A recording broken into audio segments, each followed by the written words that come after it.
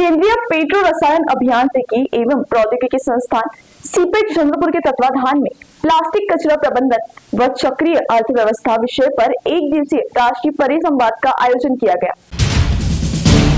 केंद्रीय पेट्रो रसायन अभियांत्रिकी एवं प्रौद्योगिकी संस्थान CIPET चंद्रपुर के तत्वाधान में प्लास्टिक कचरा प्रबंधन व चक्रीय अर्थव्यवस्था विषय पर एक दिवसीय राष्ट्रीय परिसंवाद का आयोजन किया गया। परिसंवाद का मुख्य उद्देश्य प्लास्टिक का योग्य उपयोग, कचरा उत्पादन में कमी, पुनर्चक्रण, इनको बढ़ावा देना तथा पर्यावरण संरक्षण के प्रति व्यापक जागरूकता फैलाना था। इस परिसंवाद का उद्घाटन पूर्व केंद्रीय रसायन एवं उर्वरक राज्य मंत्री हंसराज अहीर के हाथों किया गया। इस अवसर पर उद्योग संघ के अध्यक्ष मधुसूदन रुंगटा मुख्य अतिथि के रूप में उपस्थित थे। इस समय उद्घाटन अवसर पर संबोधित करते हुए पूर्व केंद्रीय राज्य मंत्री हंसराज अहीर ने कहा कि पर्यावरण संरक्षण के लिए प्लास्टिक कचरे का वैज्ञानिक प्रबंधन तथा आधुनिक तकनीकों को अपनाना अत्यंत आवश्यक है। इस परिसंवाद में विभिन्न क्षेत्रों के विशेषज्ञों ने अपने विचार व्यक्त किए। राष्ट्रीय संत तुकडोजी महाराज नागपुर विश्वविद्यालय के प्राध्यापक डॉक्टर गुंडूरे, नीरी के प्रकल्प वैज्ञानिक डॉक्टर सत्यम मिश्रा तथा VNIT के सह प्राध्यापक डॉक्टर विजय कुमार ने प्लास्टिक पुनर्चक्रण तकनीक, कचरा वर्गीकरण प्रणाली, अत्याधुनिक प्रसंस्करण विधियां और चक्रीय अर्थव्यवस्था की अवधारणा पर विस्तृत मार्गदर्शन किया। इस अवसर पर सीपेट चंद्रपुर के निर्देशक एवं प्रमुख प्रवीण बच्चाओं ने प्लास्टिक में जिम्मेदार उपयोग इस पर बल देते हुए कहा कि प्लास्टिक कचरा प्रबंधन इसके क्षेत्र में उद्यमिता की अपार संभावनाएं उपलब्ध है। उन्होंने युवाओं से इस क्षेत्र में आगे आके और नवाचार को अपनाने का आह्वान किया है। वरिष्ठ तकनीकी अधिकारी देवानंद बाबुले इन्होंने भी तकनीकी पहलुओं पर प्रकाश डाला।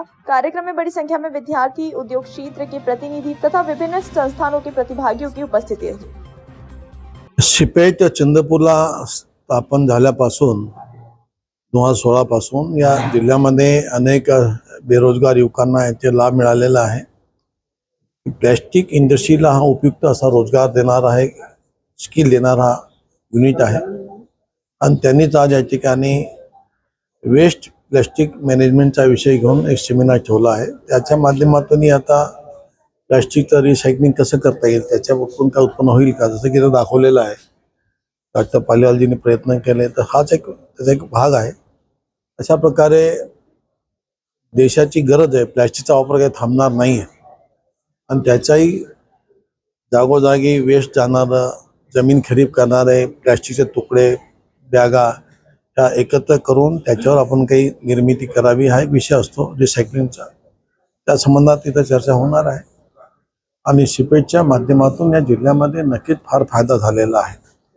त्यांचे अधिकारी खूप प्रयत्न करतात, त्यामध्ये बेरोजगारांची त्या ठिकाणी ट्रेनिंग करता निवड करणं, CSR म्हणून फंड आणणं, असे जवळपास 10,000 पेक्षा जास्त युवक या ठिकाणी ट्रेन झालेले आहेत, आजपर्यंत शिक्षण घेतलेले आहे 10 वर्षात आणि त्यापैकी 85-90% युवकांना कामही मिळालेलं आहे।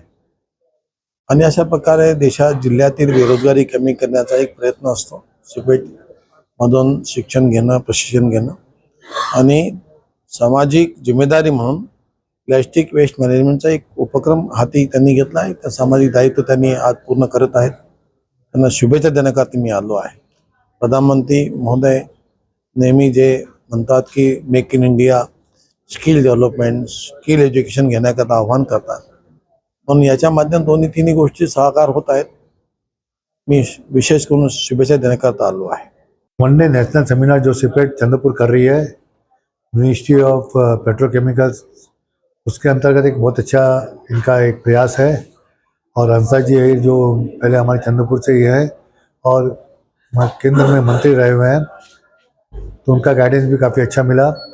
आज भारत में 34 मिलियन टन का प्लास्टिक डिस्पोजल हर साल हो रहा है और अभी तक हम दुनिया के अंदर 84वें स्थान पर हैं। 142 नेशन में हमारा 75% जो है उसके इतने बुरे स्थान पर हम हैं जो प्लास्टिक डिस्पोजल नहीं कर पाए। तो उसके ऊपर सरकार ने ध्यान देना चाहिए। अभी तक कोई तरह की भी सब्सिडी नहीं है। जैसे हमारे बीडी पालीवाल जी उनके दोस्त प्रोडक्ट बना रहे हैं, उस पर 18% GST ले रहे हैं, तो कैसे प्रोडक्ट बिकेंगे? इनको तो उल्टा 25% सब्सिडी देनी चाहिए जिससे इनके प्रोडक्ट बिक सके। तो इस सेमिनार से इस तरह के बहुत सारे ये आएंगे। इसमें नीरी के साइंटिस्ट है, कई तरह के साइंटिस्ट है, तो उस डिस्पोजल को किस तरह से हम सही तरह से उपयोग कर सके, क्योंकि मेरे खुद के 3 प्लास्टिक यूनिट है, मैं जानता हूँ कि इसका उपयोग होना बहुत ज़रूरी है।